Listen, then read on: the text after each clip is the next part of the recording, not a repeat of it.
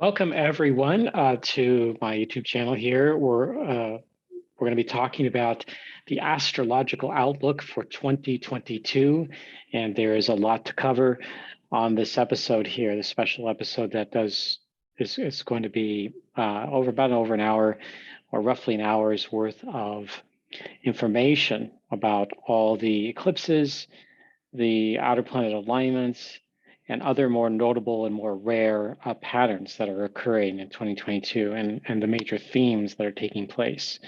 So we're going to be covering all of that during this episode. I'm your host, Erik Roth, Shamanic Astrologer, and I'm honored to take you through the journey of 2022 and see what comes about for this. Again, this is not a show there or a channel that's about predictions, but it's showing an intent and looking at the archetypal energy of these planets and these signs and the aspects that they move into with each other. So astrology is about relationships between the planets and the signs and us with the earth and sky. And it speaks in a symbolic archetypal language. And we're here to move with it, move in sync with it, or sometimes resist it. But the events happen, things take place because of that interaction and the relationship between all of those different planetary bodies, archetypes, and of course, ultimately us and the universe around us. So let's dive into this and see what we've got going on. So 2022, an astrological outlook, this is truly coming into this year is truly a field of all possibilities. And different astrologers will have different takes on this and different interpretations. And certainly looking at the field out here, I'm obviously going off of my own experience, off of the body of knowledge that I'm tuned into called Shamanic Astrology, which is a type of astrology that is not judgmental, whether something is good or bad, but that it takes a holistic view of the landscape, of the environment of the astrology, the horoscopes. It also takes a holistic look at the planetary environment, as well as an intent of what comes up for us. It's about the intent and not so much about, oh, this is going to specifically happen on this day and this result is supposed to take place. But it's more like showing intent of what is possible here, that this is an opportunity for something to, quote, occur, something to result in. And in the body of knowledge of shamanic astrology, the shamanic astrology system that was originally created by Dina Giamario back in the 1980s, and through my own education, the Shamanic Astrology Mystery School, tuning into the three worlds concept or philosophy. Since the beginning of time, really, or of humanity, we've had some awareness of symbolically, spiritually, psychologically of these, quote, three worlds. We have our third dimensional reality here in the middle realm. We have the upper realm, which is the realm along with the below realm or the underworld. This is where nonlinear time exists. The upper world with essentially the stars, the divine, you might say spiritual up and out into beyond. It's also a realm that is exists beyond ourselves, kind of the in between the spaces, in between the molecules, if you will. This is kind of that in that realm where there's you have this what is supposed to be nothing, but yet something does exist there, something else beyond ourselves.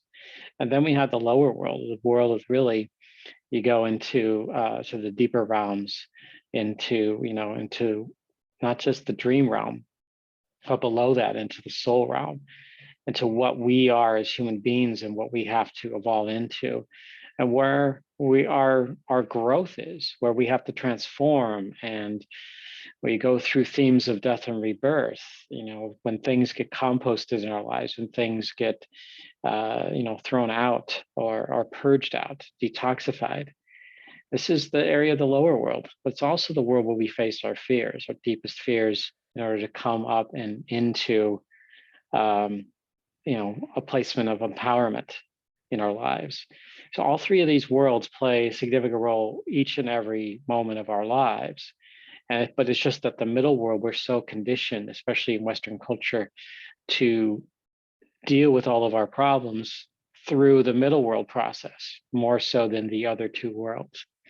And the middle world, of course, our third dimensional reality, everything around us, our relationships, our resources, financial, our goals, our ambition, our limits and boundaries, and to some degree expansion is all connected into that middle world. Okay, so what are the big things that are happening in 2022? Well, we have in the early part of the year, we have Mars and Venus conjunctions.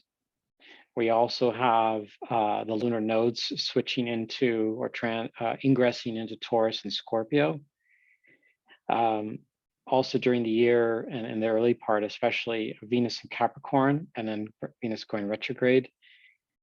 And one of the more stronger themes, and this is also in connection with, I'm going to talk about Pluto, besides the Mars and Venus conjunctions, it has to do with the Pluto return of the US and the US transits. So we'll be talking about that, and there's some big things going on there. The Saturn Uranus square that has been going on throughout 2021. And as of this recording, we're just in that spot right now where December 23rd, 2021 is the last and final exact Saturn Uranus square. But it won't be the last influence of this square because of what's coming up, and I'll get to that here shortly. Jupiter transits just transit the end of 2021 into the sign of Pisces, and then in May into Aries, and then back into Pisces in the fall again in 2022. And then another really big one is Mars in Gemini. And Mars going retrograde. That is a really significant event of 2022, which we and I will talk about here in this video. So let's look at with looking at everything. This is kind of a summary of through bullet points of what we are connecting into here as civilization, societies, communities. There is something here about this really checking in with our sanity, meaning the craziness that's been happening around the world. And we have a lot of us have a tendency to look at things in the shorter term, meaning like once big events take place, like the pandemic that took hold of the world in 2020, almost overrode just about everything in all the different structures and systems of society that is holding things in place. So checking in with our sanity and learning or relearning to grieve and utilize our hearts more. This is certainly a thing that we could call as part of a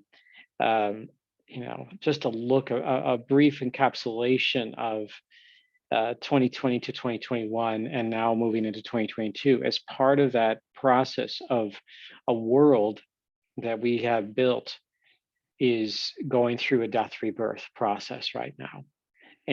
But it isn't, humanity has actually been through worse. We have experienced worse situations, even in the last couple of 100 years we have. And so this is something stepping into this zone and this space that we have with all the tools and resources and skills and will that we have, in utilizing that for not just our own healthy benefit, but for the community around us, being of service. And part of that is in grieving and utilizing our hearts. There's a lot of hearts that have been closed in certain circles as if it was something weak, something you don't want to show vulnerability. Well, really, it's one of the gifts, the treasures of who we are as human beings, and the ability to connect and communicate and cooperate through our hearts, through compassion, empathy. That's how we've actually been able to survive this long on this particular planet. We're also on a road to rebirthing our consciousness. There is an evolution that has been slowly evolving over many thousands of years, but it's accelerated after a deep dive into this dark age that we're in here. According to the yugas, it's certainly a time for a different video, but in the Hindu tradition, there's the yugas, which keep track of large ages, and we're in what is called the Kali Yuga, and that is the ending in by the year 2025, moving into a longer term transition of centuries. And so this is a rebirthing of our consciousness, reaching the low point and coming back into ourselves, coming back into what it is to be human and to evolve into a emerging paradigm. And, you know, for some, it's moving a lot slower than we want. For others, it's moving way too fast. So, you know, to each their own in that process, but things are accelerating because of the advances that we've made and the tools that we've developed in the world. We're at the cusp of critical mass, and that critical mass, you know, has been ongoing, building up, and we haven't fully reached the release point of this. And 2022 could be one of those points. And moving into a little further into 2023 and beyond, just for an awareness that there could be certainly some extreme growing pains coming up in 2022, but also some incredible breakthroughs, and, you know, especially in energy, climate, earth sciences, the critical mass and all these breakthroughs and results. How do we direct that energy? We have choices as a collective, how we direct it. It's not, instead of just only being reactive and just responding and fighting and taking up arms. It's more about doing things in a more with, you know, certainly testing our patience, but with greater purpose. That how we, in our decisions and making those big decisions, we can ask ourselves, how does it benefit the future generations? How does it benefit the family, the community? How does it benefit all? That's something, an approach that we could take as we go. But of course, our health is also, each individual health and the health of society is also really important here. And if there's anything that's going to bring people together, like on a global scale, it's going to be the earth. That's been my feeling for especially the last several years.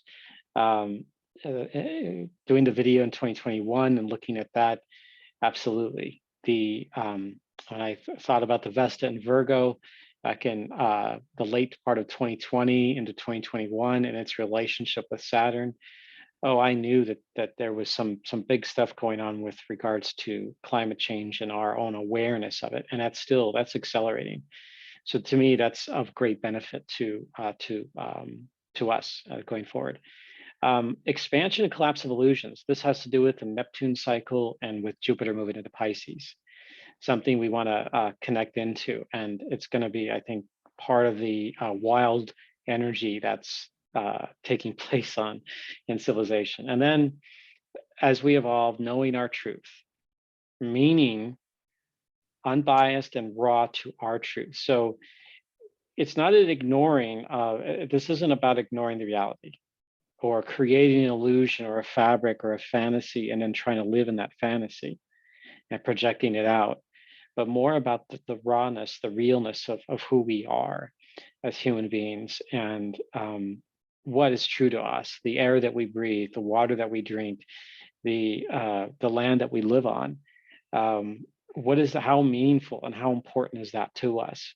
And do we want to be stewards of not only the earth, but of that which is around us, instead of being more divisive? This is a chance to actually have honest conversations. But again, 2022 is I definitely see a lot of intensity happening, but also, again, intensity could also create breakthroughs too. So something to keep in mind. Now, here's a preview here. I'm going to show you this slide towards the end of the video too, as we cover everything.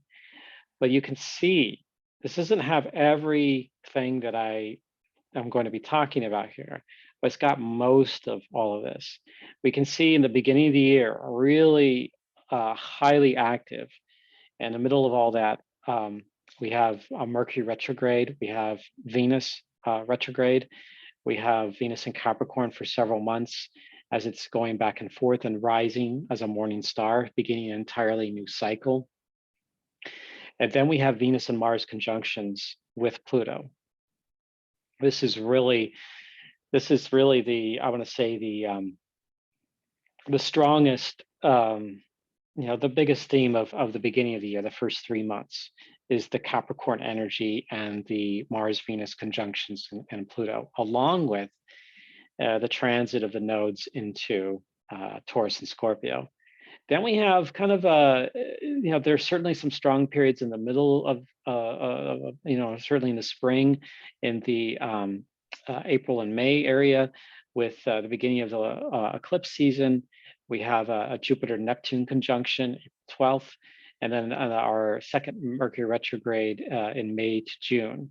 And then Jupiter moves into Aries after its May 10th in 2022. And then we get into the summer. And in the summer, this is really another very strong July, August area. That is, I think that there's going to be definitely some very profound evolution taking place on this planet during that time, and what I call a lot of strong wildcard energy because of the Uranus-Mars North Node conjunction, and our second Pluto conjunction of the US chart as well at the same time. And there's this period in July through August that, along with Jupiter in Aries, that's going to be really strong, with Jupiter stationing retrograde at the end of July. And then in the fall, what September here, actually that should be through October 23rd, 2022 here, not August 23rd, but October 23rd is Saturn and Uranus within 1 degree of a almost fourth square. They actually get within 2/3 a degree. And then Mars and Gemini between August 2022 and March of 2023 really caps off a really active year with the third Pluto return conjunction in December, and then a fourth Mercury retrograde period here with Mars retrograde, Jupiter moving into Pisces, and then Mars stationing also direct in the early part of 2023. So we have these really, I would say, 4 major periods here in 2022 with a lot of some in-betweens that are highlighted. So let's look at this with Venus retrograde. It's the beginning of the year. Venus will retrograde December 18th/19th, depending on where you were in the planet, at 2631 Capricorn. And it's an evening star. At the time of this recording, Venus is an evening star. And whenever Venus goes retrograde, it marks the time where it's catching up with the Earth in its orbit, and then gets between the Earth and the Sun, and then rises again as a morning star. But it's a retrograde period that's about 6 weeks long, and will go on until January 29th, 2022. And it includes 3 conjunctions, 2 with Mars and 1 with Pluto. Or sorry, really 2 with Pluto. There's actually 3 conjunctions with Pluto, but Venus was conjunct Pluto on December 11th, so just about a week before retrograde, and then again on December 25th. So 2 in December, and then 1 coming up in March of 2022. And then Venus has 2 conjunctions during this time, during this Venus, and not just Venus in retrograde, but Venus in Capricorn period. And again, it marks the beginning of a rebirthing of the feminine principle, the the goddess, the elder wisdom, the grandmother wisdom coming forth. And I believe that especially where Venus is hanging around Capricorn, that it shows to a large extent of the drawing in of the wisdom from the underworld, from the earth, from the earth herself. And for us to connect with that and not look away from it, and knowing that it's about facing those fears and helping tap into the ancient wisdom in a new way, applying it in a new way, not going back to what we were doing thousands of years ago, but applying a wisdom to this age and how we can move forward with the feminine wisdom and at this point here with this Venus retrograde and then coming metamorphosis. So it's that transition from evening star to morning star. The period of time when it does this is in the early part, January 2nd through the 15th, when Venus is within 10 degrees of the sun, is hidden in the glare of the sun, and it does have a conjunction with the sun on January 8th.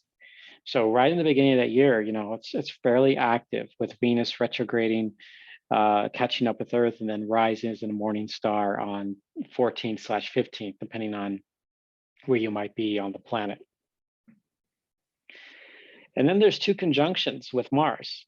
Venus and Mars are within 10 degrees of each other from January 25th through April 13th of 2022.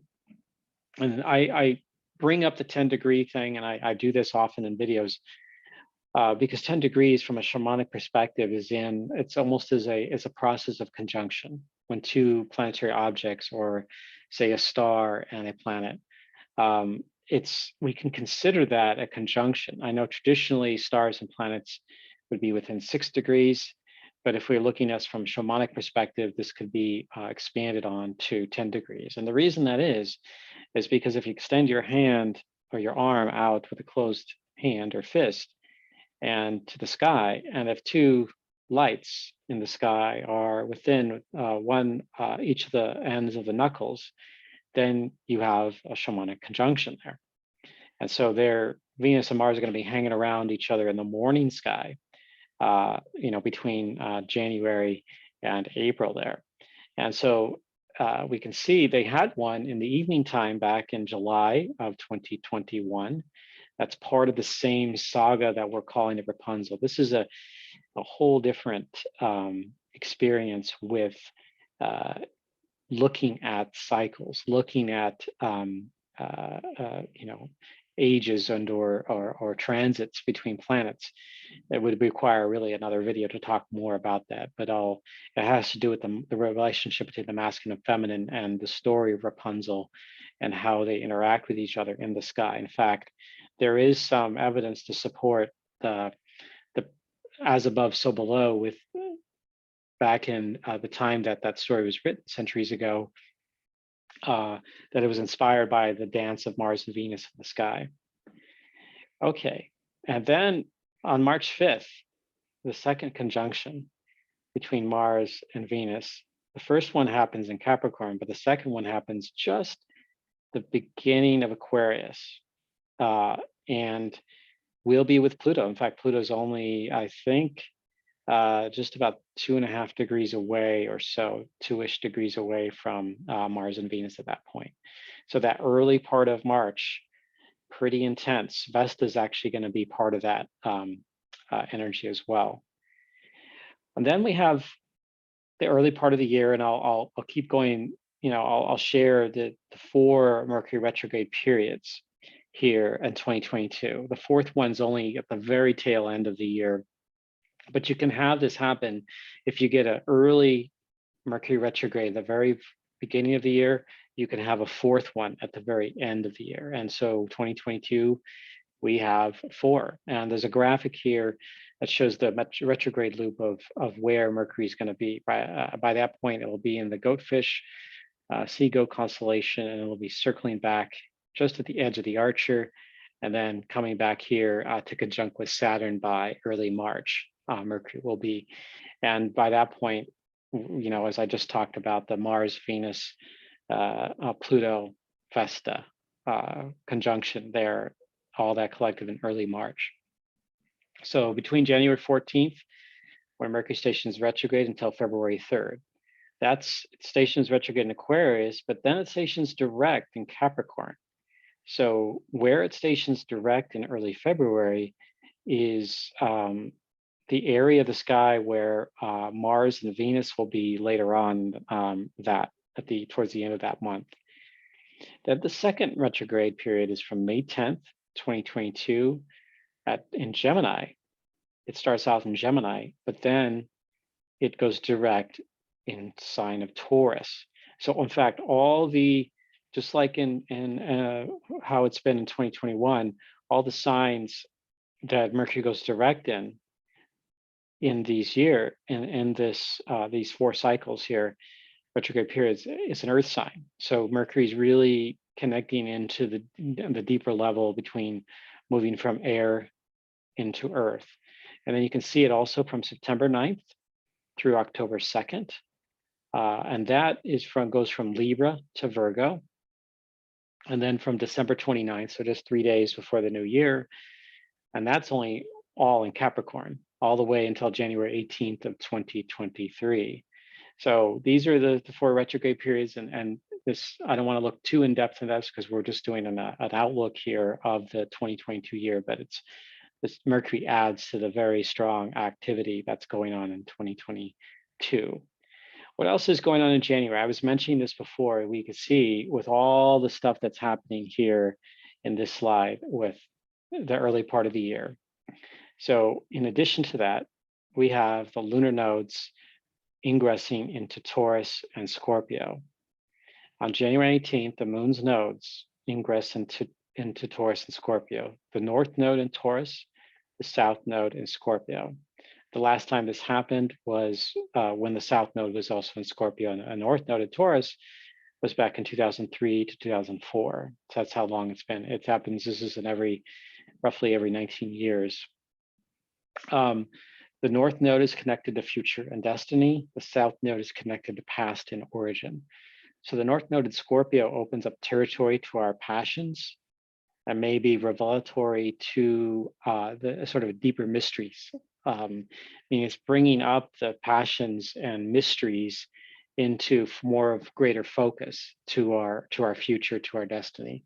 And then with the south node, the connected to past and origin, focuses on what is necessary to shed when it comes to conveniences, pleasures, and comforts. And combined with the Uranus Saturn square that has been dominating 2021 and now into 2022, there's a lot to do with letting go of how we get things, like everything comes in instantly that we can just order with a click, and we can see what it's doing to the ecosystem of the earth. We can see that not everybody can actually, if every person on earth had that ability to do all of that and to have the same lifestyle, this earth would be ransacked. So this is a matter of coming into more moderation and balance here with all of that, and maybe certain conveniences and giving up or working with it in a way that's more in harmony, more in balance.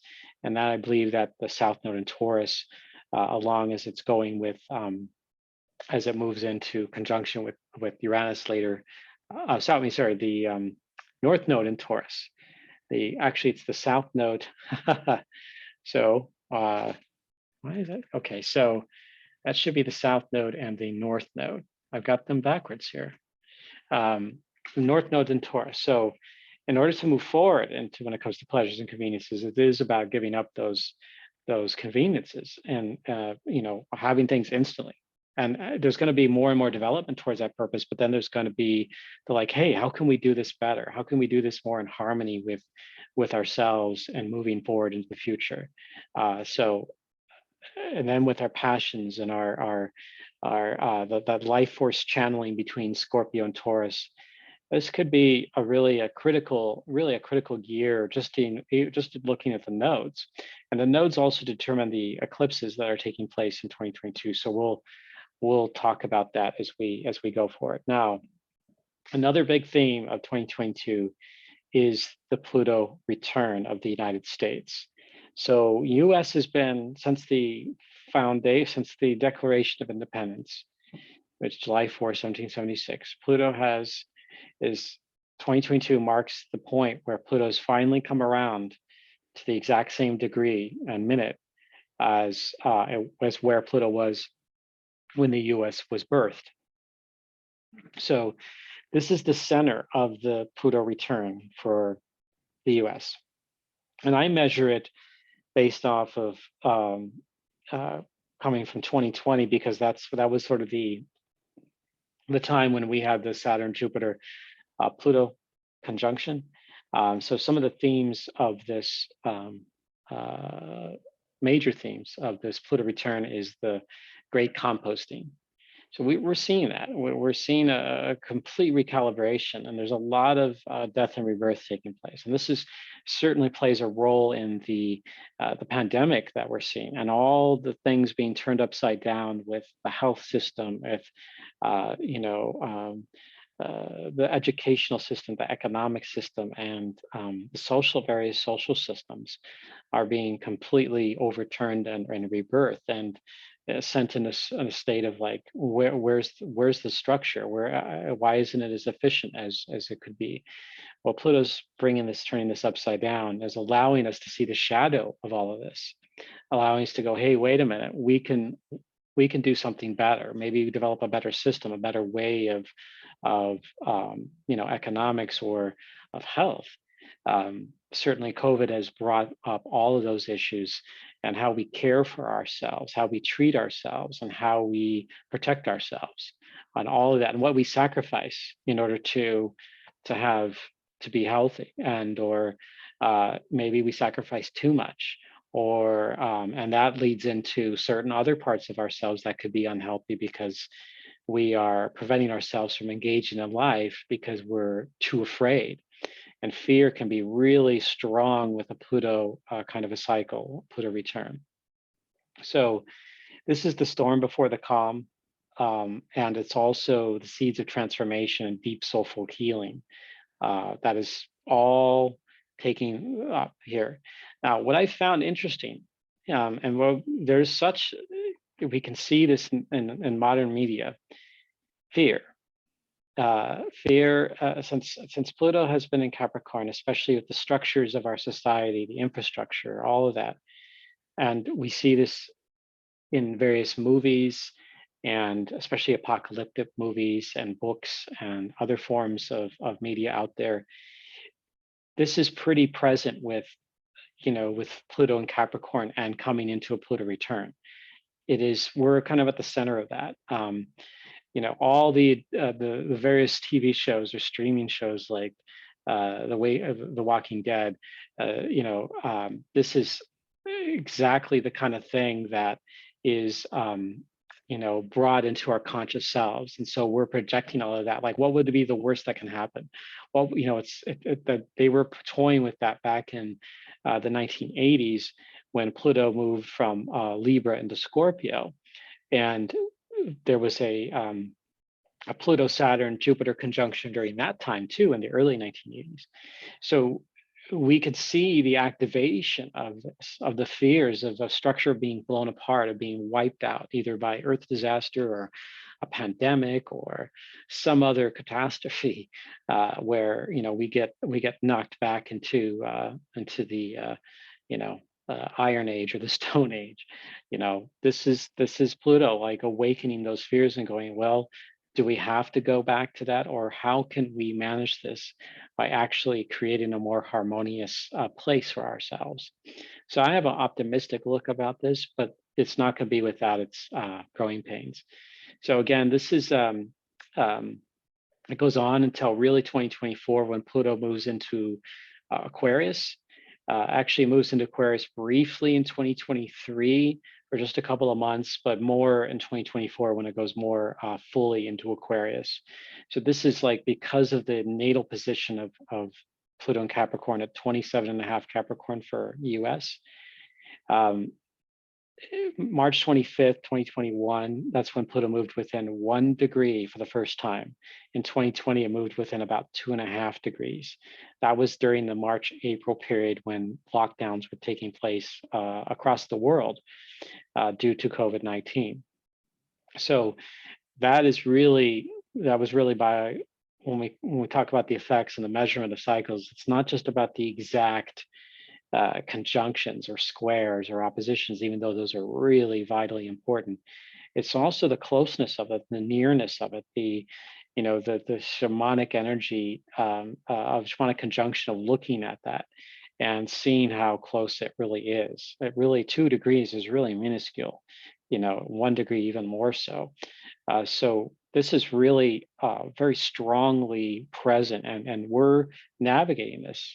We are here and present, and like, hey, this is powerfully creative, juicy territory that we can all utilize in our lives, regardless of what cycles we're in. We're all in this, especially those that are living in the U.S.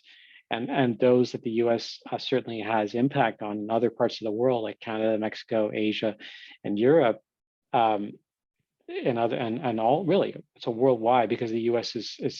has sort of exported its government, economic, health, and other values out into the world.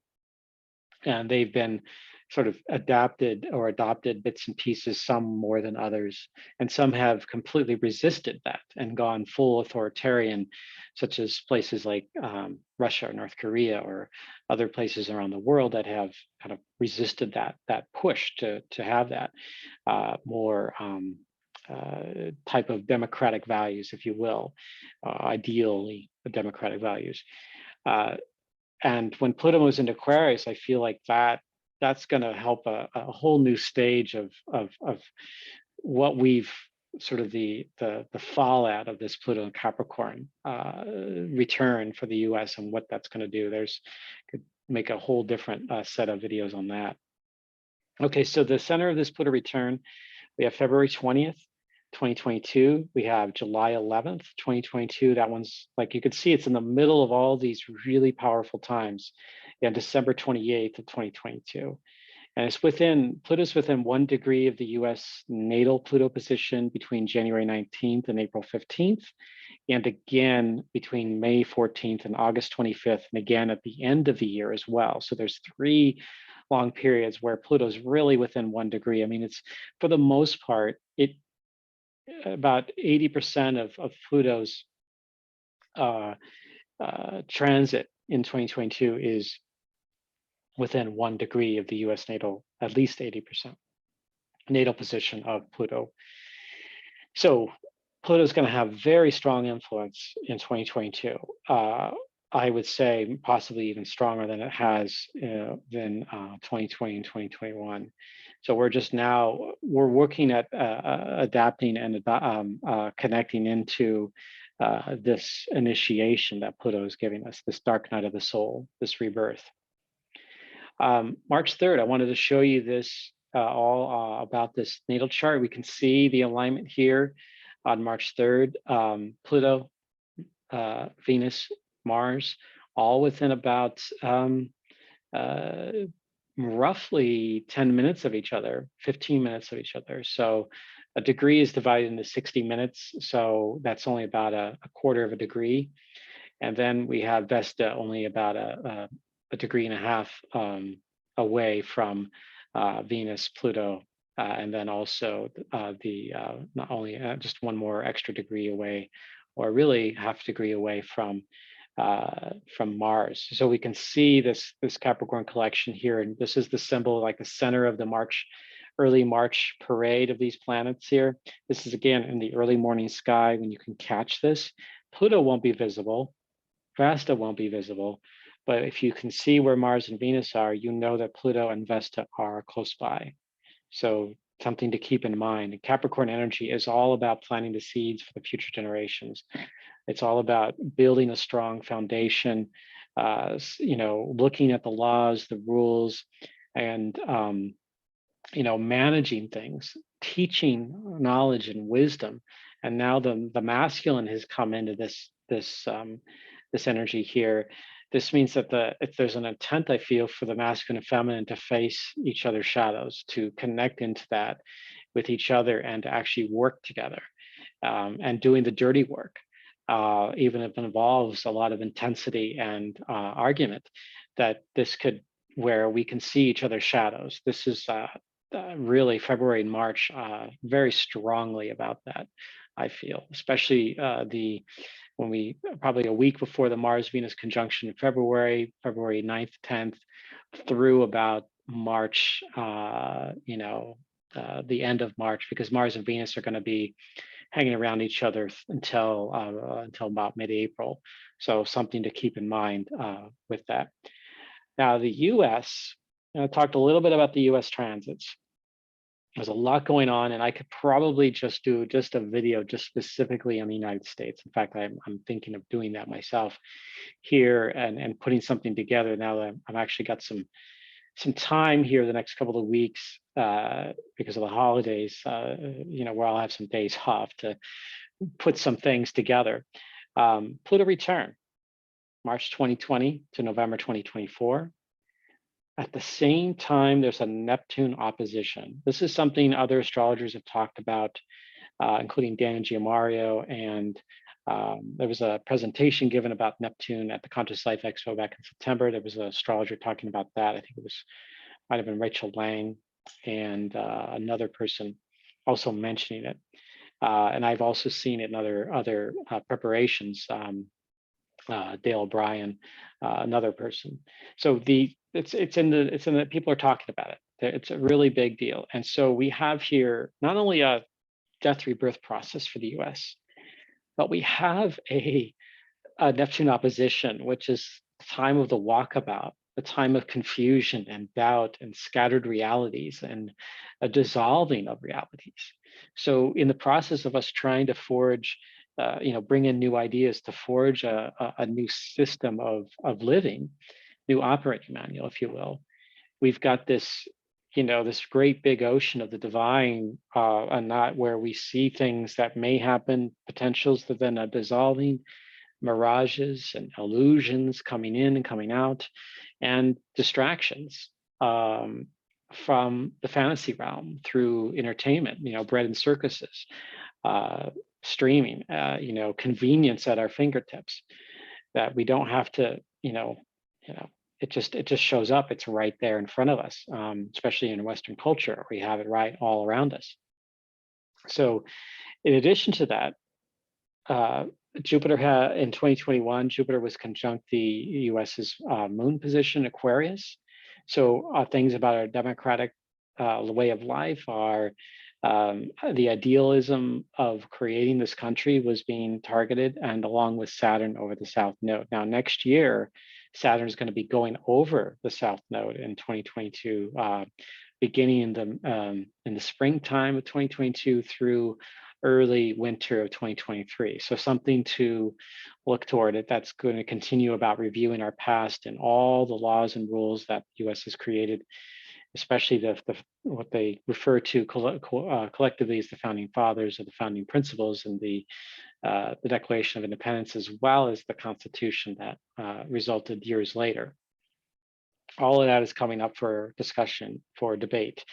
And I hope that this will germinate new ways of creating a more balanced and fair system structure that, for all honestly, will take years and years to fully come out. If this isn't something that's going to be magically created in 2022, but some of the things, opportunities to do so are coming in next year, 2022.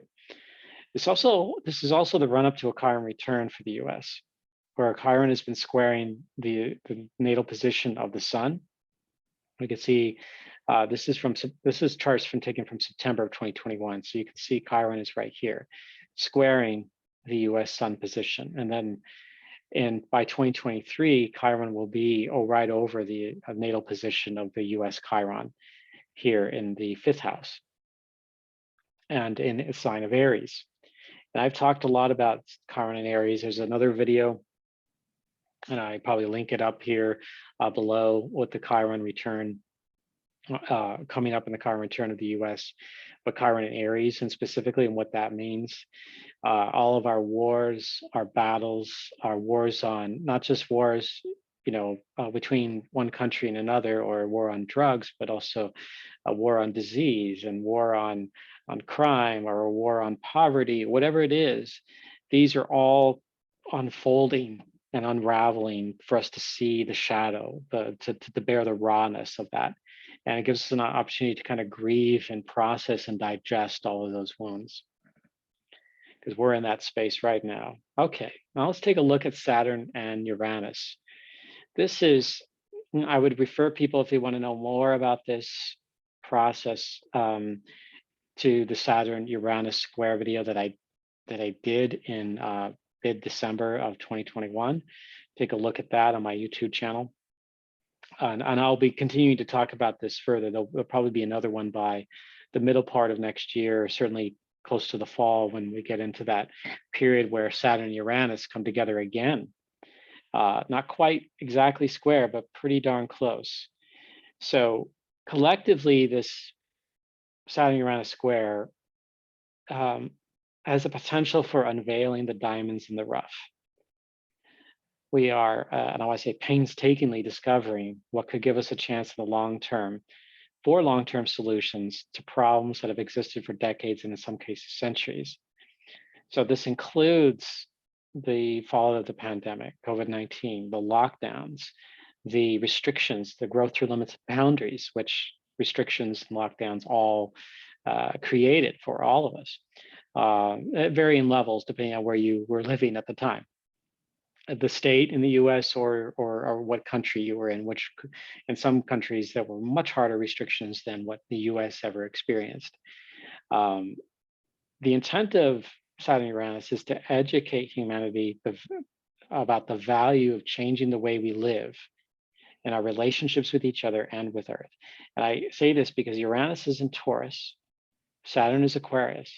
This is about idealisms, growth through limits and boundaries of idealisms, and autonomy and independent thinking, and revolution, as well as unexpected, unpredictable of complete going sideways with our conveniences and our pleasures and comforts, and how we connect into the Earth itself. Like, what is being sacrificed in order for us to have even this video at our fingertips on our various mobile devices and computers, that we have it immediately available for us to watch or listen to on a podcast. We have it perfectly there. And so what does it take to create all this? How deep do we have to dig into the Earth to uncover the minerals? And how many forests do we have to open up and create space for all the food that we have?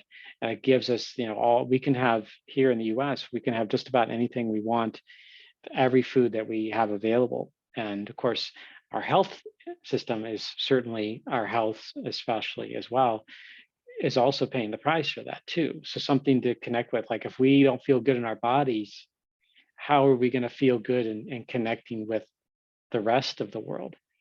And if we don't love ourselves, how can we, in turn, love others? I think that's part of that matrix here, that aspect of Saturn and Uranus. Now, there isn't a fourth square in 2022, but between September 15th and October 23rd, there will be a close fourth square. They get within 2/3 of 1 degree. And I'm going to show you further on this slide here. Here's October 10th. This is the closest point between the Saturn and Uranus square. And they have a slow buildup over the summer to get to this place. So the summer is going to be highly active with Saturn and Uranus, but the September-October period really is the sort of that epicenter of it. October 10th is a really interesting date. You can see the north node connected to Uranus, obviously opposite the south node. So the nodes are strongly involved here. And this is actually, Uranus is going to be playing a big role in the eclipse seasons, which I'll talk about. Then we have here Saturn and Vesta, another component here. This is really, this October period is really setting up for a very wild time leading up to here in the United States. We have these midterm elections in between two presidential elections or general elections. So the next one in 2024, but 2022, November 8th, is the midterm. This is really unpredictable. I feel like there's going to be some surprises. I feel like that's going to be an intent to shake things up, to get things moving, to help open up the groundworks for us to open our eyes and to open up our vision of other possibilities, other ways of connecting into the future, and who we elect, is part of that. But also going on our own, how we show up for each other, how we connect, and there could be some surprises and breakthroughs.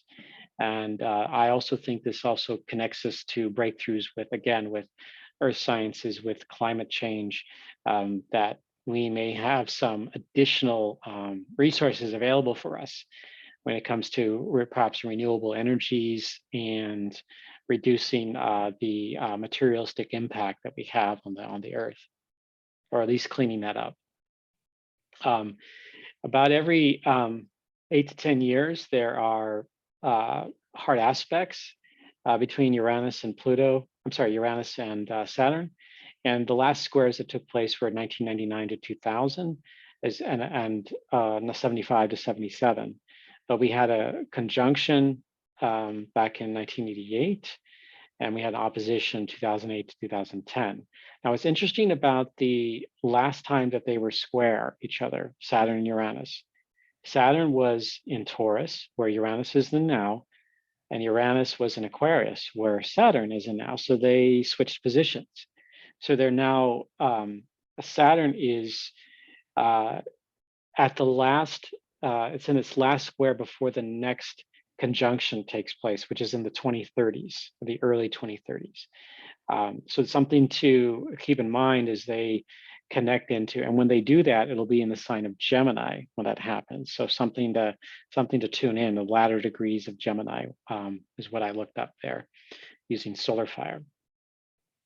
Okay, now another aspect to this is I want to bring in here is Vesta. Vesta has this great relationship with Saturn. She's, the guy in the mythology. She's the daughter of Saturn, and symbolizes the sacred hearth within here in Shamanic astrology. It is the most massive asteroid. If we say Ceres is a dwarf planet, then she's ends up becoming the most massive asteroid, and has a regular cycle every 29 years. So Saturn returns about 29 and a half years. And so there's this regular pattern between Saturn and Vesta that they do this dance. So it's pretty profound. And Saturn and Vesta will be within 10 degrees of each other between April 6th and June 16th. And again, between August 13th and November 17th. I think that August to November period is definitely much more lively because of the interaction with Uranus. So I would say that there would be a little bit more wild time. Vesta has an opposition with the sun in the summer, in August, soon after the Uranus North Node Mars conjunction, just a few weeks after that. So on August 22nd, 2022 at 29:39 Aquarius. And this period, Vesta, when it has that opposition, Saturn right here, only about 7 degrees away, 6 to 7 degrees away here with the tail of the goatfish, and Vesta only 5 degrees, less than 5 degrees aligned with the star Fomalhaut. So Vesta is going to be going back and forth over that during the spring and summer period and into the fall. So Fomalhaut is a star of the mystic. It's the southern fish constellation, and the cosmic waters are pouring down into the star that represents the mouth. And we have Vesta engaging in this energy in a more sacred and reverent way, with Saturn providing some rules and some growth through limits and boundaries, but also some practical methodologies and services so that something can be had, something can be drawn in here into the middle world. So Saturn is helping process that and bring it here into our current reality. So I look at this as something really beneficial to humanity. And with the Aquarius theme taking on a new energy in 2022, we can see perhaps a certain idealisms coming forth and philosophies that we might be able to tap into more regularly as we go in deeper into 2022. And again, here's the water bear pouring the waters into the southern fish, and then the goatfish constellation representing that transition from water to earth. So we have this interesting thing, which Aquarius is an air sign, but it's the one that carries the cosmic wisdom through the cosmic waters. So there's a link to water, the element of water, but more from a spiritual perspective rather than just the water here, the physical water here on the planet Earth. Okay, now this leads into that part of the summer, July 31st, 2022. This is when we have Uranus North Node conjunction, and Mars is less than a degree away. And at the same time, we have less than 4 degrees, or just over 4 degrees actually, of Saturn squaring Uranus. And both your Saturn is retrograding, so it had just it's in the middle of its retrograde period, not quite at the opposition with the sun yet, but it's in that space where Saturn gets really, really bright and very easily seen out there in the sky. And then we have Uranus and Mars squaring that with the nodes. This I look at this as a really wild period, or we can extend this with July 31st being the center of that, from July 18th to August 16th. And then the North Node and Uranus are within 1 degree between July 27th and August 11th. So this could be a really active and strange summer that could unfold here. Mercury at that time, not quite retrograde. Actually, that isn't retrograde. It's retrograde earlier in the year, but it goes retrograde in September during when that's why I have it there, during the period where Saturn starts to move into in Uranus within 1 degree of each other of a square. So something to keep in mind, but we can see Mercury kind of anchoring this with the sun here in Leo.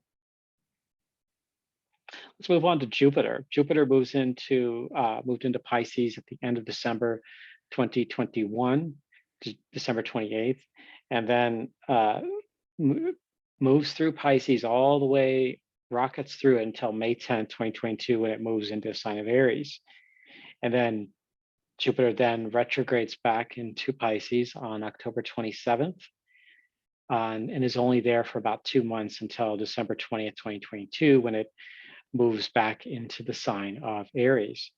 But what's one of the remarkable things about this passage of Jupiter, not just in Pisces, but also in Aries, is first is the Jupiter-Neptune conjunction in April of 2022. This is something that has been on the radar for a while for me, looking at this. There's also on my own personal chart, I'm also going to be in a particular cycle with Neptune squaring part of my Sagittarius planets, Mercury and Venus. But for people who have, say, other personal points or planets in Pisces, in Virgo, in Gemini or Sagittarius, you're going to be at the impact of this, the effect of this Jupiter-Neptune conjunction here in this April period. And they're within 1 degree of each other in between April 7th and 17th. But really the whole month of April is really a strong Jupiter-Neptune month. And one you will want to watch, where when we talk about like the maximum of illusion and dissolving of reality and fantasy and things that we think are going to be here for the long term sometimes may not, and or uh, come back later, like they disappear and then suddenly show up again. But I do feel also on a more spiritual level that this will help us open up our hearts more, that this will help us on our own with, connecting into empathy and compassion.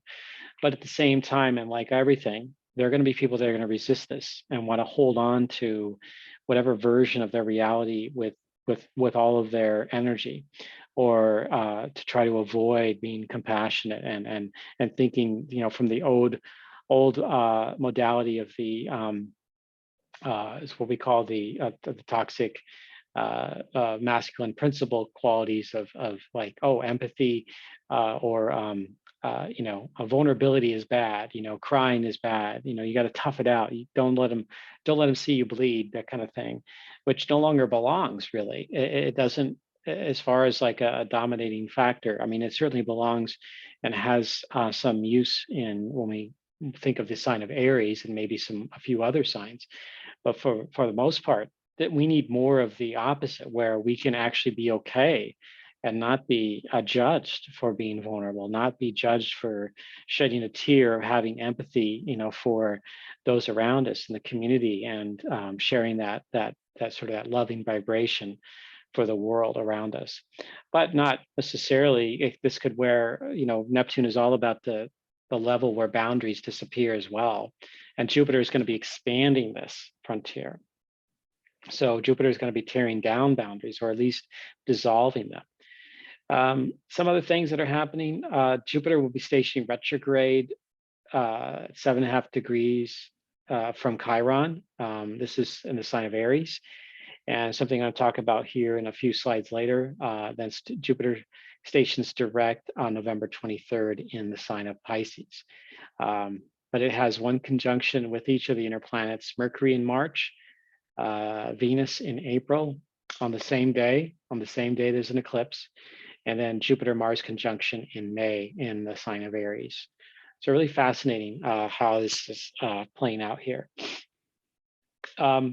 This is just Jupiter and Pisces. There's a video that I've made just about Jupiter and Pisces, and I'll be making one just about Jupiter in Aries next year. So something to keep in mind, but feel free to tap into and watching and listening to that video on my YouTube channel about Jupiter and Pisces. This is a repeat of a pattern that happened in 1938, 1939, as well as 1855 to 1856 and 1772 to 1773. And each of those times was a lead up to a really incredible event in the world, and even in the United States. In the world, we had World War II, starting around that 1938 to 39, when Uranus was in Taurus and Jupiter was going from Pisces into Aries. And then 1855, 1856, the last years before the American Civil War. But that was also a time, Neptune was also in that Pisces area too. And that was also a time where there was a huge civil war in China, the Taiping Revolution, and Christianity started to take hold. And they, I can't remember the person's name, but over many years, millions of people were killed in this battle, and to try to overthrow the monarchy at that time. And so we had a lot of powerful changeover during those years, and we could see this also happening. And then, of course, we go back to 1772, 1773. Pluto was also in Capricorn. Neptune was opposite in Virgo, where it is now, and Uranus was in Taurus. And that was of course, the years leading up to the American Revolutionary War. So now Jupiter is not responsible for all of this, but it played a role in the uncovering of that Jupiter and Pisces, more of that sort of the dream coming alive of wanting to have this fantasy where there's a certain level of compassion, empathy for all peoples, and then Aries would just sort of marshal that quality and belief into something more constructive, and eventually and more reactive, and and eventually into war. So we could see this perhaps happening. But now at in this modern age here, what we call the modern age, there's a possibility that through the dynamics of the other planets, in particular the Saturn Uranus factor and with Vesta, that we could have a different outcome, a different result here. So this is not to say the same thing is going to repeat, but we could there could be a different result. Now, since this Pluto return and Pluto's coming around where it was with the origin of the US Revolution, this is a complete look at going, hey, where were we, what we were doing? Do we have to still, in order for us to make a new country, do we have to do the same thing that we did back then? No, we don't. But this is showing us how what is possible, and the power through powerlessness, showing us our own, what we can take on for ourselves as our own personal power through that death and rebirth, through that powerlessness into something new and emerging. We could see the previous Jupiter and Pisces transits in the 20th and 21st centuries, and we could see the last one that split with Aquarius and Aries, repeating that pattern, 1938 to 1939. But in 2010 and 2011, they also split time with Aries, which was a fascinating one. I'm going to show you on the next slide here. And the one after this is 2033 to 2034, and that's around the time where we have the Uranus Saturn conjunction. So that's another interesting period to look at as we go forward here. All right, Jupiter and Aries for the first time since 2010, 2011, when it was in conjunction with Uranus at that time. That was really interesting because at that time there were some notable things. One, Osama bin Laden was finally found and killed during that time in May of 2011. But also they had in the early part, 2010 into 2011, the US had increased its presence of troops, and along with the coalition from Europe and Australia and other NATO forces moving into that region.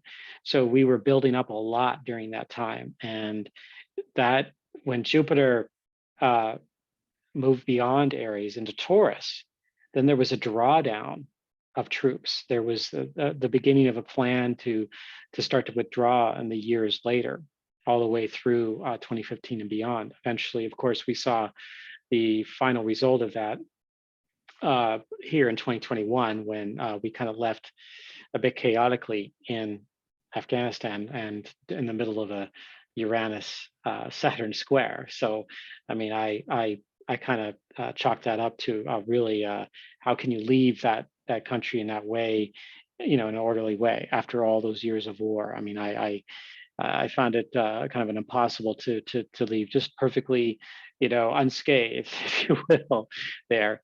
But I feel like that this intent of this time is there's an intent to overcome more obstacles, all those problems. There's an intent, not necessarily just solutions, but possibly overcoming at least some of the problems going through.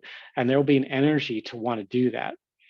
And Jupiter will want to expand all of that, along with reactionary energy and resistance. So Aries could be marshaled into more of a resistant type of way. And there could be some challenges for the US and around the world around this transit. But what I find is both a silver lining and a shadow is the Jupiter Chiron conjunction here. What we have is Jupiter stationing retrograde at 8.5 Aries, and this is only 7.5 degrees from Chiron. This happens on July 28th of 2022. This is a chance. Jupiter will expand what Chiron is. Chiron is helping us digest and heal and grieve. At least that's the intent. And Aries is all about the independence, the rugged independence, the mission and purpose, and going all into something and being a defender and like, oh, I'm going to do it on my own. I'm going to go for it. I'm going to be first in line and represent and get up there and get in your face and argue and fight. Well, what Chiron does is it brings in the shadow of that, the vulnerabilities of that, the wounding, the fractures of what Aries is, and all the wars here in the U.S. and around the world that were fought, and things that weren't grieved, things that weren't paid attention to, and were kind of buried, and all, especially here in the U.S., the things that constructed this country with the conquering of North America, with and the millions that were killed, along with the Latin America, Central and South America with the Spanish and British and French. We have these other countries that are also going to be dealing and continue to deal with the same things, the colonization. I feel like this Jupiter Chiron and our love affair with manifest destiny back in 1800s, it's coming to a head. And when it comes to also the slavery and social justice, this could be a way for us to really come together and actually have an opportunity to really heal and do some healing in 2022 and 2023 as this Jupiter moves into Aries in those years with Chiron.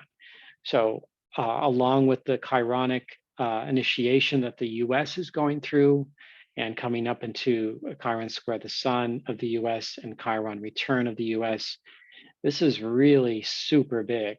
For those that were curious about kind of an Aries, Chiron Aries type of book, definitely read Terrible Love of War by James Hillman. That is a book that talks about the sort of the horribleness, the devastation of what war has wrought, and especially in Western culture, and our fascination with it, and that we don't need to keep doing that. Is what I'm saying here. There is other ways of working through things, but of course there are examples in extreme situations, like in World War II, where there wasn't much of a choice at that point with Nazi Germany, in particular. Where you just had the situation where you couldn't avoid it, and in order for the world to actually get beyond this, we actually had to fight and destroy that. Now, I don't know if maybe even the origins of that war, if we want to debate about that, that's a different matter altogether. But I felt like the astrological alignments during that time were similar. They had a lot of nationalistic energy that was going forth in the 1930s. Same thing in the 2010s into the 2020s, a lot of nationalistic energy. And I feel like we're at another time where that is starting to shift into a new type of energy altogether. So something to think about. Mars and Gemini. This is sort of the second to last thing I want to talk about. For 7 months, Mars is going to be in the sign of Gemini between August 20th, 2022 until March 25th, 2023. And this is notable because each time that Mars has a time where it goes retrograde, that signals where it's going to spend a lot of months in one sign or split between two signs. In 2020, it did this before, where it was in Aries for about 6.5 months. And between June of 2020 into early January of 2021. And so this time it's all about Gemini, and Mars will be retrograde during this time. And it's kind of a transit all on its own. And there'll be a Saturn, sorry, not a Saturn, but a Sun Mars opposition in the middle of all that in December 7th of 2022. And that's where Mars is at its brightest and closest to Earth, and really signals what we call this overtone, this greater energy of what Gemini represents for all of us. And the US has its natal position of Mars is Gemini. So the US will be experiencing something as well around this cycle. What is Gemini? Well, Gemini is the archetype of the trickster, the jester, the fool, the out of bounds, the Peter Pan energy, and the eternal youth. it really is this like it can be anything it wants and anywhere it wants. It is that type of, it's an androgynous, so it's not really masculine or feminine, even though traditional astrology looks at it as more of quote a masculine type energy. Gemini is a shapeshifter. Again, it could be anything it wants. It has that polarity to it within, embodied within the sign. And we could be looking at this is going to overlap some a lot of interesting periods where and this is where I'm going to share with you all Neptune and Mars dynamic here. There's a pattern of three squares between Neptune and Mars. When Neptune is in Pisces and Mars in Gemini. October 11th, the day after the closest Saturn Uranus pass in a square of 2/3 degree from each other. And then also November 19th, where Uranus and Saturn are still not far. They're within about 3 degrees of a square of each other. So that's important to know. And then again, also on March 14th, 2023. So it bleeds into 2023, all in Gemini and Pisces. And then they do have a conjunction early in earlier that year in 2022, May 17th, in the sign of Pisces. So this, where there isn't just one focus here. We got the Saturn Uranus square, we've got the nodes being prominently featured there, and the eclipse season, and then we have this other kind of crazy energy with Gemini and Pisces. Like, well, what is that? What does that mean?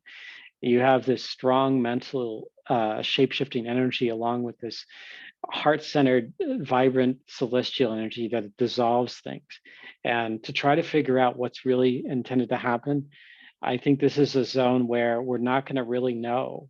We're not going to fully get clear about where our direction is going. Like 2022, this is just another confirmation. Like this is just a like we're trying to get grounded. We're trying to feel like, oh, we're going to be in a better place for 2022. We're going to be maybe past the pandemic, maybe not. In my view, I think that's still in question. I do feel like the treatments that are being developed and are going to be out there that are going to help reduce the deaths in the world are going to be really helpful, and we're going to live with COVID-19. That is something that's going to be in the background. It's going to evolve into something where we could live with it, just as we've lived with the influenza, just as we live with the common cold and other diseases. This is something that is going to be, we're going to live with, of the coronavirus family. And so we have a chance to just simply live with it without having to run in fear from it. It is very challenging, and you definitely want to be cautious over something like this. I've certainly had friends and people that are in my life that have suffered from this disease, but we can't shut out our lives completely and run in fear for years and years and wonder where it all went. But we don't want to be reckless either. So I feel like 2022, that there's going to be this transition into some kind of a happy medium between overkill of protection and being reckless with the disease. So this is all, I feel like the Mars Neptune aspect could create a more confusing time period around that. Something to be aware of, as well as like here the midterms. Again, I feel like more wild card energy happening around this period. Things are uncertain. It's like definitely a very powerful roller coaster year, and we don't know where. We really don't know where the rises and falls are going to be fully at this time, especially with Uranus and Neptune and strongly present, along with Pluto. Okay, so just a note for the Mars cycle. Mars enters Gemini August 20th. It goes retrograde October 30th, so just before Halloween, at 2536 Gemini. It has a Sun opposition with Mars, 1605 Gemini, December 7th. And then January 12th, 2023, it stations direct at 8 degrees Gemini. And for those that have personal planets and points in the sign of Gemini, wow. Or even in Pisces, Virgo, or Sagittarius, this is going to be really, really a powerful transit for each of you out there. And I mean, I certainly am. In fact, I have 5 planets in Sagittarius, so I'm definitely going to be part of this aspect. But looking at your own chart, if you got a reading from me or from others out there, and you're watching this, if you know your own chart, or if you're an astrologer and a seeker out there, tap into that. And some of these alignments, could be impacting you on a personal level here more than just the collective. But the retrograde period usually lasts from 2 to 3 months. But this one is from October 30th to January 12th, October 30, 2022 to January 12th, 2023. And then the eclipses. Eclipses, April 30th, May 16th, October 25th, and November 8th. This is a lunar eclipse year. That means that the lunar eclipses are more prominent. There's 2 total lunar eclipses this year, 2 and 4 total, 4 total eclipses total. May 16th, 2022, total lunar eclipse, and November 8th, 2022. The second one, November 8th, that one is really fascinating because that one involves not only the moon in conjunction with Uranus, but the sun will also be conjunct Mercury and Venus in Scorpio. So I see something really powerful awakening during that time. That's right on the midterm eclipse, midterm elections here in the US, the very same day. Although the eclipse doesn't happen in the US, it can't be seen. It's mostly on the other side of the planet when it happens. Actually, hang on, no, that's the other one I'm thinking of, the April 30th. But no, the November 8th does have some visibility here in North America and the South Pacific. So it's more about the western side of the Americas and Eastern Asia and Australia and the Pacific Ocean. That's primarily where that eclipse takes place. You got Taurus and Scorpio with these eclipses. That's where the nodes are, and that's why the eclipses take place there, is because when the nodes are in those signs, that's in most cases, sometimes you might get a borderline where it's kind of on the cusp of one sign to another, and then so the eclipse could happen in the sign next to it. Like it did this year, we had one where the nodes are in Sagittarius and Gemini, but there was an eclipse that took place in Taurus and Scorpio back on November 19th, 2021. So something to keep in mind as you're looking at all these eclipses. And then the April 30th eclipse, that's conjunct Uranus, in Central and Southern South America. That's a partial solar eclipse there in about 10.5 Taurus. And then the May 16, 2022, a total lunar eclipse at 2518 Scorpio, North and South America, Eastern US, Mexico, South America, all see the total lunar eclipse. So the lunar eclipses are going to be visible for a good portion of the Earth, but the solar eclipses, it varies, and only bits and pieces, and they're not total. So not until we get to 2023 and 2024 will we have total solar eclipses or annular solar eclipses. Okay, there'll be other videos that talk about the eclipse seasons in 2022, so stay tuned for that. And just another look at the global astrological transits. And again, you can see the concentration in the early part of 2022 here. All that energy talked about at the beginning of this video.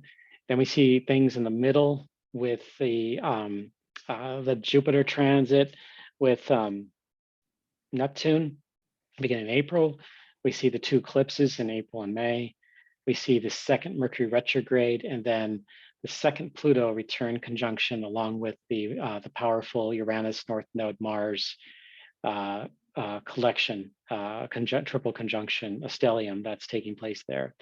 And then as Jupiter moves through Aries during that whole time. And then at the end, the Mars in Gemini period with Mars and Neptune squares, and the third Pluto return conjunction, along with the last Mercury retrograde, this one in Capricorn, combined with, of course, the Saturn Uranus square period. Again, this is October 23rd. It's a mistype there when I was copying it over. September 15th to October 23rd, 2022 is the Saturn Uranus square period. And then the total lunar eclipse with a partial solar eclipse in October, November. And you can see the eclipse seasons are precessing. So you're going to be the following year, 2023, you're going to get them in, they're going to be bumped into September and October in 2023, as well as April and I think early March, or late March, I should say, late March into mid-April. I haven't looked at the full accounting of the 2023 alignments, but it's definitely there. All right, well, that's, again, I don't want, this is not everything that 2022 has to offer, but these are all the major points here. I want to thank you for watching. Please like and subscribe if you do. That way you get notifications for further videos. I do have a newsletter that also shares when I post videos out there, so feel free to subscribe to that if you do want to learn more about the shamanic astrology and what I have to share about the various alignments that are taking place. My website is spiralnexus.com, and I do a series with Caitlin Castell about the stars, the Bohemian stars, and more, with ceremony and magic with the stars of the night sky at mystaralchemy.com. And you can learn more about shamanic astrology as well at shamanicastrology.com. Thank you all for being here. I wish you a happy and safe holiday season wherever you are. If you're listening to this later in the 2022, I hope it's beneficial to you, and I hope you're learning a lot and expanding your frontier and growing and dreaming well out there. So I wish you all the best, and take care, everyone.